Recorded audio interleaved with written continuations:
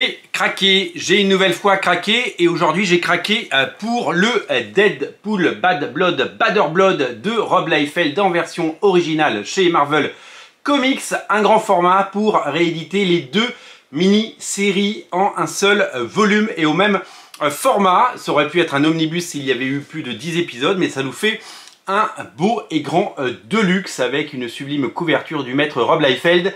C'est un petit bonheur, c'est un petit plaisir et c'est surtout eh bien, un bouquin que j'attendais puisque eh bien, j'avais découvert Bad Blood qui était à la base non pas une mini-série mais qui était un graphic novel. Je l'avais découvert et je l'avais pris dans cette grande collection chez Panini Comics, qui d'ailleurs je crois n'existe plus.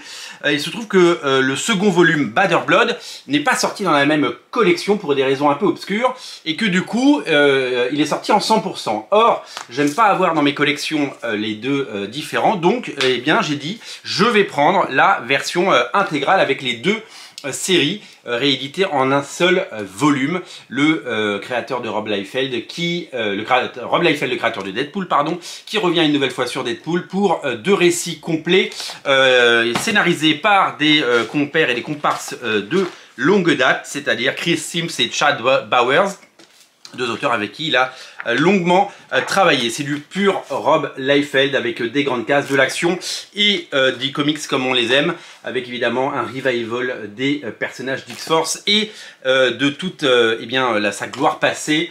Je rappelle que Rob Liefeld, c'est quelqu'un qui a vendu des millions d'exemplaires de New Mutants, qui a relancé la série.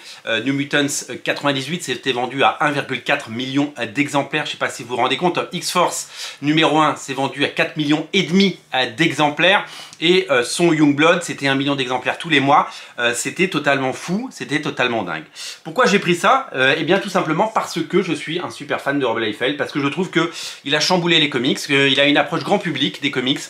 C'est une sorte de Jack Kirby moderne qui certes a des tics graphiques et dont certains se moquent, mais moi je trouve qu'il y a une énergie folle dans ce qu'il dessine et je trouve que ça a toujours été réjouissant. Quand je vois en boutique un comics de Rob Liefeld, ben, j'ai envie de le prendre parce que non seulement ça me rappelle mes vertes années, mais en plus dans cette production parfois morne, souvent chez Marvel, eh bien ça ressort. Il y a un côté in your face, il y a un côté impactant et c'est pour ça que j'ai craqué pour sa dernière mini-série en date, qui sera a priori sa dernière sur Deadpool, jusqu'à qu'il se réconcilie évidemment avec Marvel, la série Deadpool Team Up, dont je vous avais déjà parlé et qui arrive chez Panini Comics dans les prochaines semaines et les prochains mois. Donc je l'ai en version originale, parce que je ne peux pas m'en passer. Je suis super fan de Rob Liefeld, et j'essaie d'acheter à peu près tout ce qu'il fait, et tout ce qu'il sort, et tout ce qu'il propose, et tout ce qu'il produit. J'ai par exemple depuis très longtemps les épisodes de Youngblood qui avaient été à l'époque, les 5 premiers épisodes, qui étaient ressortis dans un hardcover en version originale chez Image Comics, avec des nouvelles couleurs et des nouveaux textes de Joey Kazé. Ça avait été vraiment une révolution d'avoir ça il y a quelques années. Je pense que je vais craquer dans les prochaines semaines pour la version Deluxe de Youngblood, c'est-à-dire la réédition de tous les épisodes dans l'ordre en version remasterisée également. A priori, il y avait encore des nouvelles couleurs et encore des nouveaux dialogues, parce qu'ils ont encore rebossé. Je crois que Joe Kazé ne fait plus partie de l'équation. Et je pense que, et je peux vous l'annoncer déjà, j'ai déjà commandé son nouveau Youngblood, le Youngblood 2025, une série qu'il a décidé de sortir non pas d'abord chez Image Comics, mais d'abord seulement en convention et sur sa chaîne Whatnot. Alors c'est assez fou parce qu'il y a des prix assez tarés, une version signée c'est 60 $, donc j'ai précommandé ça.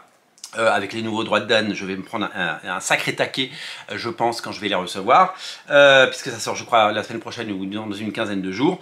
En tout cas, dès que je les aurai, eh bien, je vous en ferai part. J'ai également craqué pour, chez Image Comics, la version Deluxe de ces épisodes de Blood Strike qu'il avait fait il y a plusieurs années. Voilà, je suis hyper fan de ça. J'ai énormément de Rob Liefeld dans ma collection, Heroes Reborn bien entendu. J'ai l'omnibus X-Force par Rob Liefeld, hein, une façon incroyable de replonger dans ces épisodes qui nous ont tellement fait rêver et qui nous ont tellement mis plein les yeux au début des années 90. Je suis vraiment super fan et j'ai également précommandé sa propre série qui s'appelle Last Blood. Il fait une autre série en parallèle qui est également en vente seulement sur sa chaîne Whatnot. Donc les 2 premiers numéros ont été commandés. Pour le moment, le 3e, je ne sais pas si on peut le commander, il faut que j'aille vérifier, mais a priori, il avait l'air d'être quasiment dispo. Vu que je dois aller aux États-Unis au mois de mai, eh bien, je vais essayer de tout faire en sorte que tout arrive là-bas. Voilà. Alors, donc là, dans cet album, nous avons les 2 mini-séries. Donc la première série Bad Blood c'était 4 numéros, et pas 5 pardon, et les Bader Blood c'était 5 numéros. Donc il y a 9 épisodes, 9 épisodes.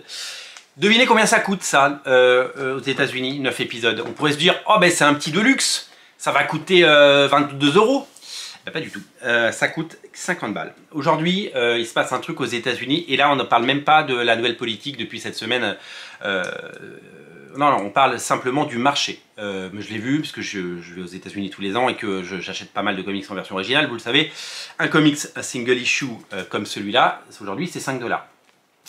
Un bouquin comme ça, aujourd'hui c'est 50 $. 50 $ pour 10 épisodes. Donc en fait c'est à peu près le même prix, hein, grosso modo. C'est-à-dire que là où ça aurait dû être un deluxe à maximum 30 balles, peut-être à 25, aujourd'hui ça coûte 50. Aujourd'hui un omnibus aux États-Unis, ça coûte entre 100 et 150 $. Aujourd'hui, les reliés, ça coûte super cher. Ça coûte super cher parce que Marvel a décidé de ne pas brader ses comics. Et ça coûte cher parce que le marché est ce qu'il est. Et parce que tout coûte cher. Et que Alors, il faut savoir que avant l'arrivée de Donald Trump aux États-Unis, l'inflation aux États-Unis, les salaires ont énormément augmenté. Et donc, tout a énormément augmenté de façon générale. On ne peut plus aller aux États-Unis comme avant. Une nuit dans un motel, c'est 100 balles. Là où ça pouvait coûter 30 ou 40 $ il y a encore quelques années. Donc, tous les prix ont considérablement augmenté aux États-Unis et les prix de comics ont évidemment augmenté de la même façon.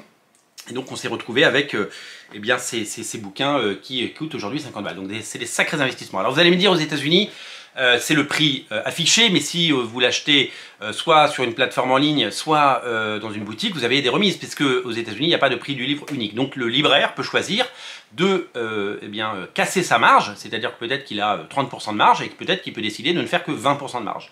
Et puis après, il y a les gens comme Amazon qui décident de tuer le marché pour pouvoir tuer les petits commerçants, parce que c'est évidemment leur stratégie, en proposant aux États-Unis ces mêmes omnibus qui coûtent 100 balles, ils les proposent à 60 balles, ils margent de 2 $ dessus, ils s'en foutent, mais le but c'est de faire du volume, et le but est d'asphyxier les autres, parce qu'il n'y a aucun libraire indépendant qui pourra faire une remise de 40% sur un album.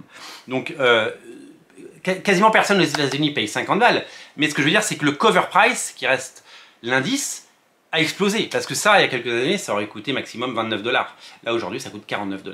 Donc, le prix est totalement fou. Et ça ne va pas changer, et ça risque d'être compliqué, parce que les épisodes, les single issues, vous le savez, sont imprimés au Canada, et que toute l'industrie et toute la filière papier est au Canada, et donc les droits de douane annoncés cette semaine vont entrer en vigueur, et donc un comics, a priori ce qui a été pour le moment annoncé, c'est que les comics à 4,99 devraient passer à 5,99, c'est complètement fou. Et alors là, concernant ce type de bouquin, je suis allé voir où c'était fabriqué, parce que je me suis dit, bah tiens, ça doit être fabriqué en Asie certainement, parce qu'on sait que la filière de ce type de bouquin, c'est souvent dans les pays asiatiques. Eh ben, pas du tout, c'est fabriqué à côté d'Istanbul, en Turquie. Et donc, j'ai pensé à deux choses quand j'ai pensé à ça. J'ai pensé au... Alors évidemment, la Chine, c'est loin, le bilan carbone est dégueulasse.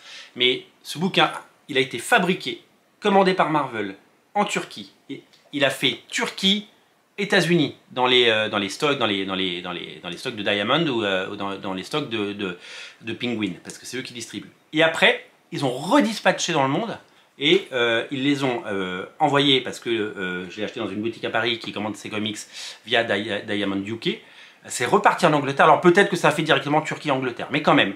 Et après, c'est revenu à Paris. Donc le bilan carbone de ce bouquin, il est waouh, il est fou. Et la deuxième chose, c'est que demain, avec les frais de douane qui sont en train de naître un petit peu partout, ce bouquin, il va arriver à combien? Enfin, pour être vendu aux États-Unis, pour que ce soit rentable pour Marvel, il va devoir être vendu combien? Il va devoir être vendu combien? 75 balles? Et, enfin, moi, là j'ai craqué parce que j'adore Rob Liefeld, mais 75 balles pour un bouquin qui a 9 comics à l'intérieur, je pense que là, vous voyez, ça va être le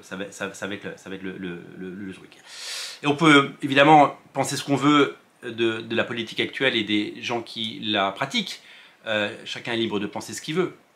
Il se trouve qu'il y a eu 2 cas hier qui m'ont été que j'ai vus sur les sites d'actu. Il y a une société qui fait des figurines, notamment les figurines Savage Dragon, les figurines, plein de figurines de comics, mais qui ne sont, vous savez, qui sont dans le domaine public, la société Fresh Monkey, qui avait lancé un Kickstarter et qui a arrêté le Kickstarter alors que ça avait très bien démarré, parce que ils ne peuvent pas garantir les prix, parce que c'est fabriqué en Asie. Et donc ils ne peuvent plus garantir les prix, donc ils ont arrêté le Kickstarter, parce que sinon ça voudrait dire vendre à perte tout ce qu'ils ont vendu. Et de la même façon, Nintendo, hier soir, a suspendu les précommandes de la Switch 2 aux États-Unis parce que elle a été annoncée à 470 $ et qu'elle va certainement passer au-dessus des 500 $ à cause des nouveaux frais de douane. Voilà le monde d'aujourd'hui et le monde qui nous attend. Donc tout ça risque d'être bien compliqué. En tout cas, moi j'ai craqué et j'ai eu raison et je suis trop content. Il est magnifique, il est beau.